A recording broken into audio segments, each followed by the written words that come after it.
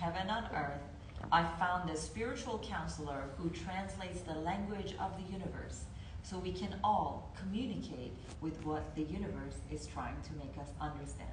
I'm so happy to be here with Sudhi Burnett, a world-renowned spiritual counselor with over 30 years of experience holding retreats globally and helping people reach a state of bliss and a higher level of consciousness effortlessly.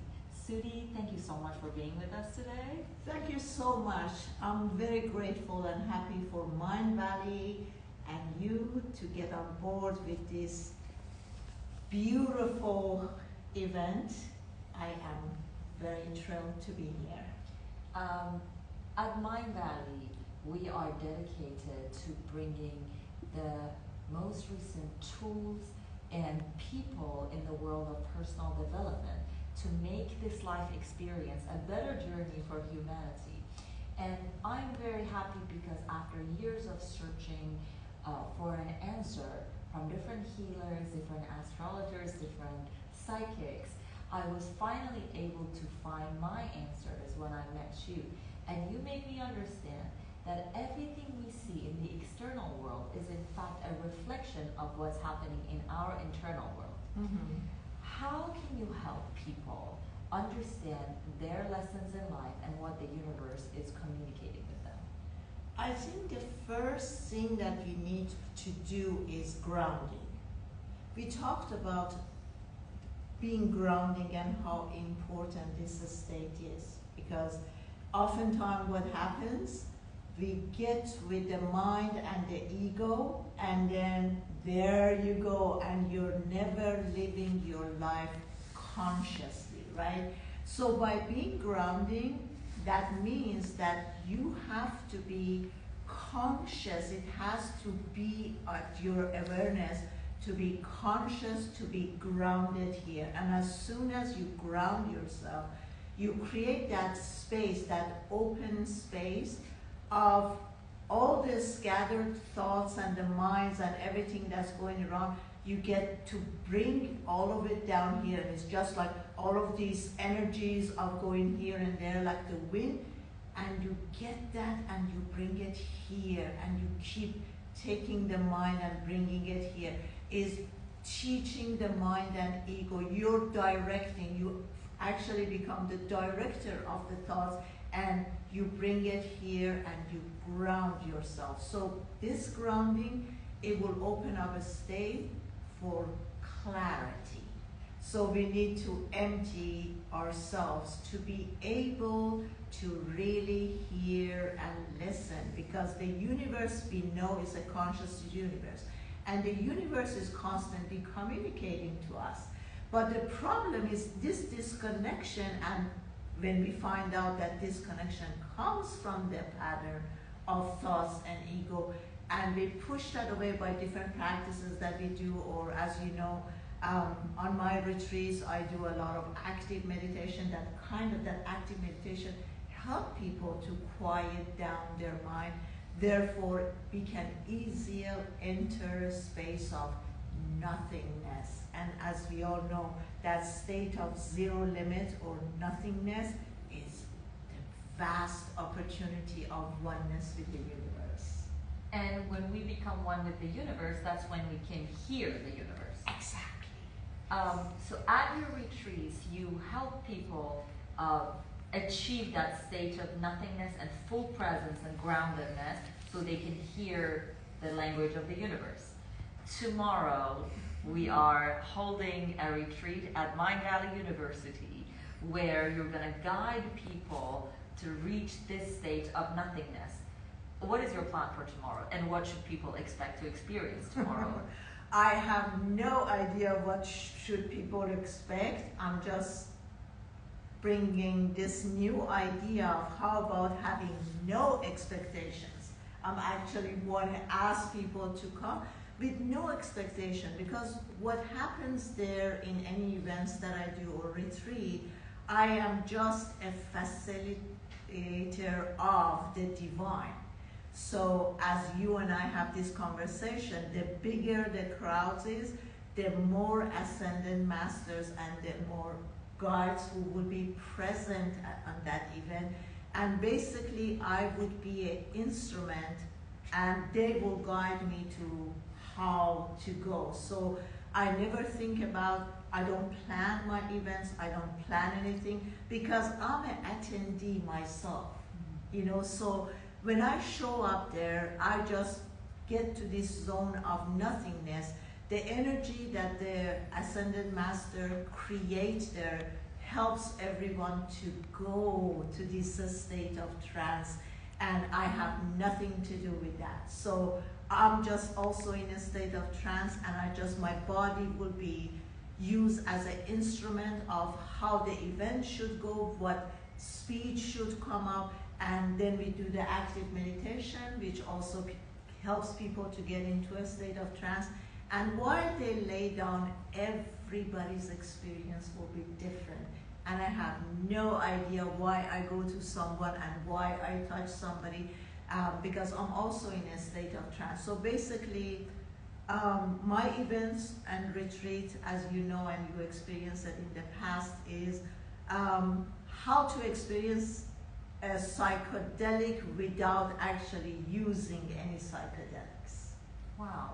Yes, your specialty, your expertise is on achieving the same state as psychedelics without the use of psychedelics, which means that within all of us, we have that state of psychedelics. Absolutely. And you activate it in the attendees who attend your events. You always mention that the more people to attend your events, the more Ascended Masters and the more guides come down to help you. Can you elaborate on that a little? Sure. So what happens is, if I'm doing a small event for 10, well, I never had 10, it's always 20 or more.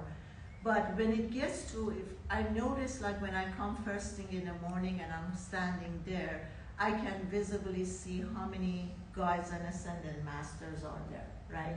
So when I do working on 100 and over 100 people, is like the room is lightening up, because there are so many higher Ascended Masters are coming that sometimes jokingly I tell the camera crews that you don't need to use any lightings today, we're going to receive enough lights in this room.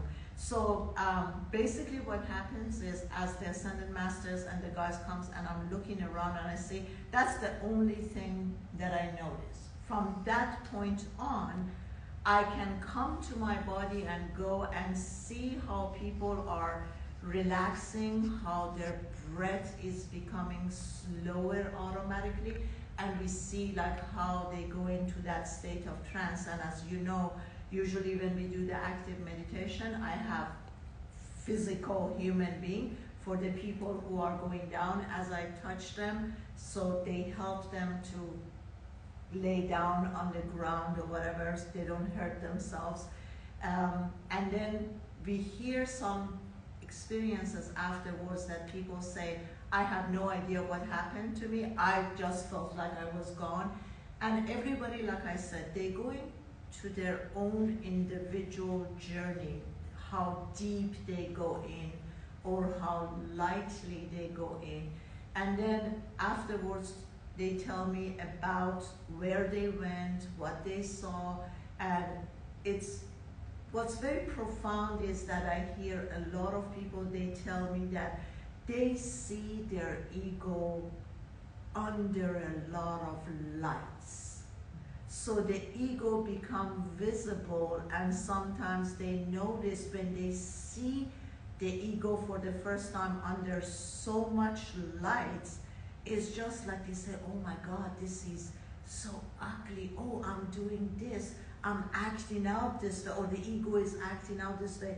And once you see it under so much light, when you come back, you are conscious of it, because you see the ego separate as yourself, and you see how the ego is acting out. And when you come back, because you're conscious about that in your daily life, it's much easier for you to not to do that.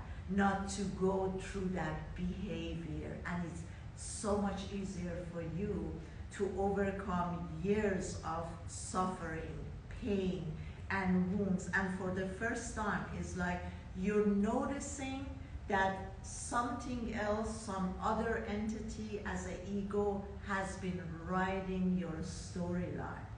And for the first time, the storyline is not you anymore, Megan. You are not victim of their circumstances, but it's just the way that the ego has written the script, how the ego has chosen the actors and actresses who are. And now when you come up with a new understanding that, oh my God, this script doesn't have to play any longer, you become empowered. And now you understand that from this moment on, like I said, you don't have to get fooled by the ego to sit down every single day and watch the movie that you don't like day after day after day. So when you guide people to the state of trance, you shed light on their egos. Once people watch the ego, it becomes easier for them to separate themselves, separate the ego from themselves. Mm-hmm. Wow, very profound. Yes, that has been my experience with you, where by shedding light on my ego, you empowered me to see my ego and separate myself from the ego, and therefore go from being unconscious and being on autopilot and letting the ego drive my life to becoming conscious and then having my higher self become the pilot and no longer on unconscious autopilot. So you always mention that the earth is a school, and each soul, every soul that comes to the earth has chosen specific lessons, custom lessons, depending on how much they want to grow and evolve. Exactly. Yeah. For people attending your retreats, how can you help them understand what their specific lessons are in Earth School? I think, like I said, we should always give enough importance to the daily practices. As you know, I have 2 exercises, one called Thought Cut Silence, and it's that we know, like scientifically, that every human being's mind creates over 750,000 thoughts or over 95,000 thoughts per day. So the mind is constantly creating thoughts. The first step is for me to separate myself from this, which I call the thinking machine, that the thoughts are not mine. So Thought Cut Silence was something that I got downloaded by noticing that as your mind wants to get your attention and say, oh, did you see that? Oh, Megan, pay attention here. You just imagine that you have a scissor and you cut right after the first word. So basically, this is a 24 hours every single day that you do this practice. By cutting the thought, you create a space here, empty space here, and then you keep doing it. And by doing it every single day, you see the amount of space becomes more and more and more as time goes by. So at the beginning, you're just noticing how active the mind is, right? But by being conscious of doing the thought cut silence, you have 30 seconds of silence, then the next few days you get 1 minute and then 2 minutes. And the second practice is from the minute that I wake up, I realized that last night I was dreaming. In my dream, I had absolutely no control, right? My mind took me wherever the dead person becomes alive and so on and so forth. And from the minute I wake up, the mind and ego has also waking up with me. And from this time, the practice starts, that I see the ego as a different entity. And I often say, I said, if you take a few steps back and just watch the ego, then you're not so fast to behave and act and be reactive. So this is a constant practice of separating ourselves from the thought, separating ourselves from the ego, and by standing behind and watching the ego, you give yourself enough time and space to choose a better behavior, right? So basically these two practices has helped me personally a lot, and I have noticed with all my followers or devotees over the years that they are telling me that this has saved their lives, or when they are doing this practice they feel so much better, their material world looks so much more comfortable and suiting.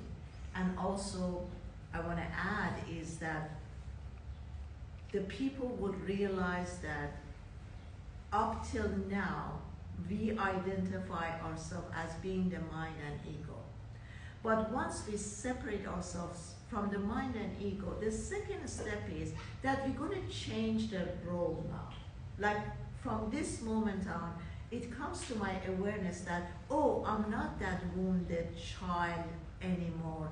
I am the grown-up, mature parent.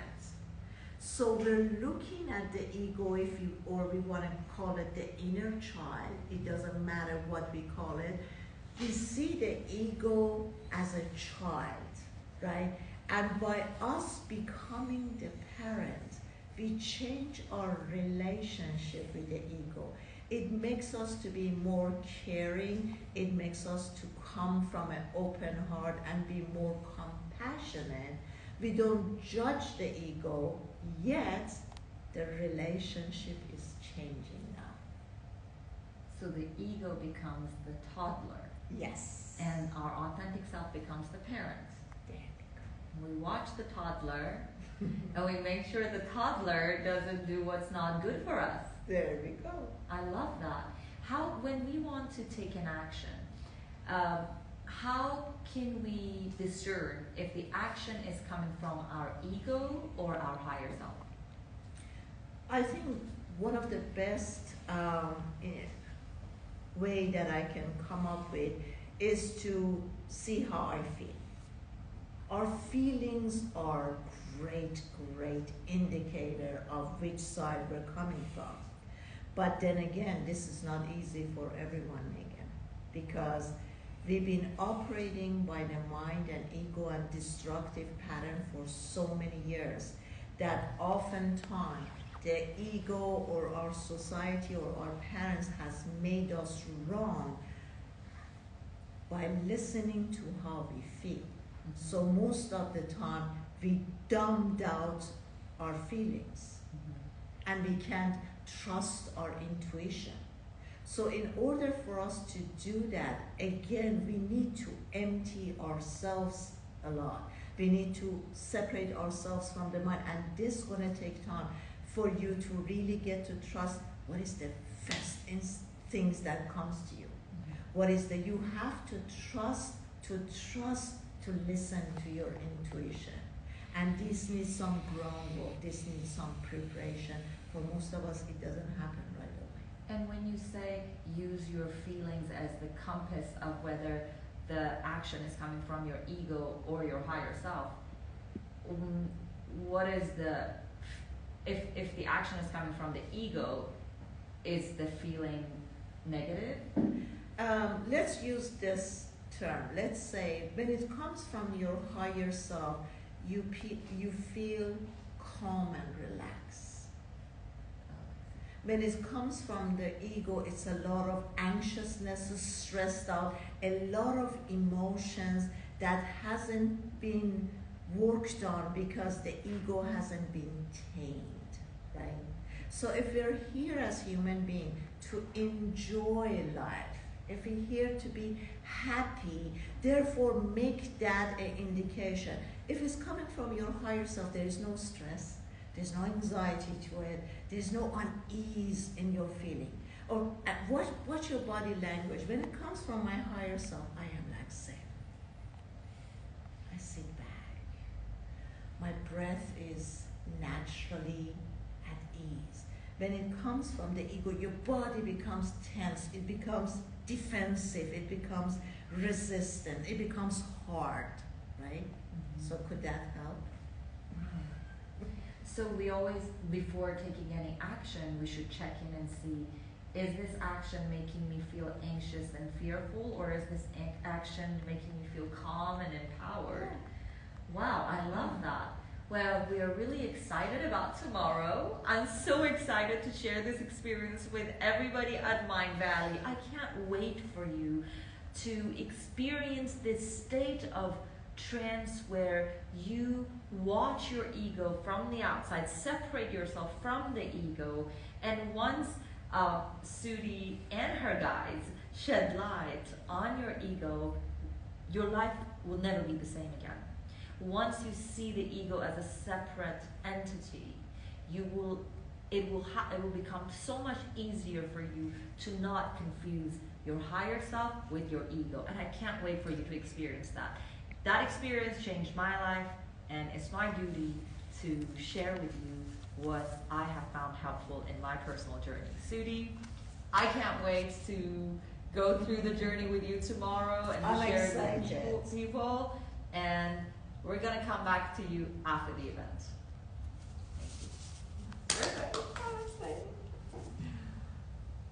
Thank you, guys. Thank you so much. Thank you Thank so you so much. much.